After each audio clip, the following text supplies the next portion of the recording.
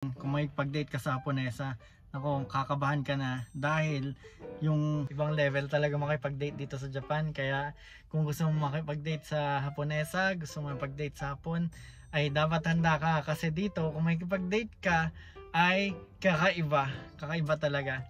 Ang pinakakaibahan dito ay bukod sa mahirap na makahanap ng ka-date kasi nga lahat nahihiya, lahat ng tao mahiyain, ang isa sa pinaka dapat mo isipin ay pwede ka ba talagang makipag-date? Di ba pag Japan nga may mga rules yan, di ba? Ngayon may bago silang in-implement na rule at ang rule na yon ay tutulungan ng gobyerno na malaman kung ang ka-date mo ba ay kasal na o hindi.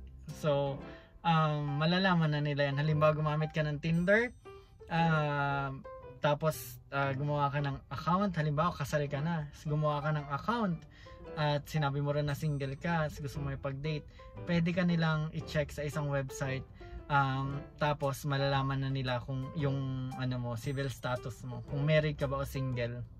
Ngayon, ang reason kung bakit tinutulungan ng gobyerno ang mga gusto makipag-date sa ganun ay para makaiwas dun sa mga scam.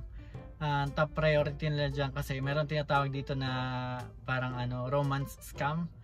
Ang nangyayari doon, may mga gumagawa ng mga poster na account, tapos doon sa mga poster na account, diba, halimbawa hindi mo naman talaga intention na makahanap ng date, pero gusto mo makahanap ng lolokohin, yung pagkakaperahan, diba, papa-inlovein mo, tapos pag na-inlove na sa'yo, gawa ka lang ng reason para hindi kayo matuloy mag-date, tapos hingan mo na hingan ng pera. Maraming ganun dito, lalo yung mga matatanda na bago pa lang sa mga ganyan, sa technology ng mga dating site, di ba?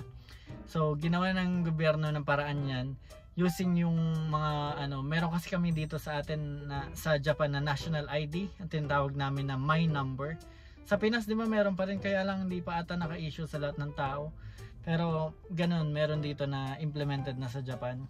So isa-search lang nila yung My Number, tapos makikita nila yung civil status mo. So kung married ka na, magpapanggap ka na, single ka at gusto mo ipag-date, malalaman nila na kasal ka na pala. Or kung poser ka man, gusto mo mang scam, hindi ka na pwede mang scam sa mga dating site kasi pwede ka na nila i-check kung totoong tao ka ba talaga, kung legit na ikaw talaga yon. Lalabas kasi sa My Number, may picture mo at saka yung civil status mo. So kung gusto mo ipag-date sa Japan, okay lang, pero dapat legit ka talagang ka-date.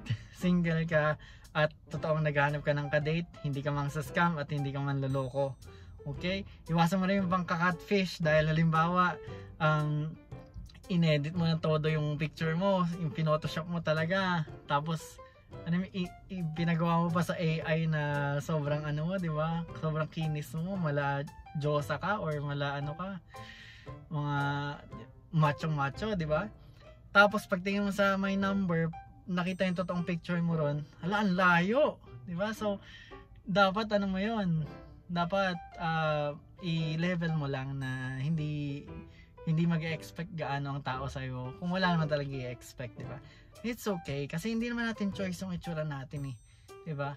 Ang lang, wag lang tayo manloko. So yun lang, kung gusto niyo makipag-date, go lang ng go, pero isipin niyo yung makikita nila. Basta i-level nyo lang talaga. Tingnan nyo ako kapag nagbablog ako, ganito lang, gantong view lang para kita nyo lahat ng taba ko. Wala kayo expect sa akin, no? Pero kung post ako ng ganun, ding dong dat. The joke lang.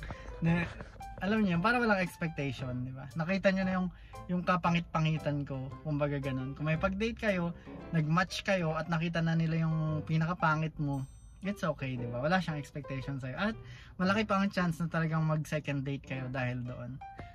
Yun lang, bye-bye. Init dito sa sakyo, no? Pawis na ako, nagsasauna ako dito. Summer na pala sa Japan, so kung gusto niyo pumunta rito, masarap na mag-beach. So, good luck sa pag-date. At please like and subscribe itong video ko. At like nyo rin sa asawa ko, Japan. Init na dito sa sasakyan.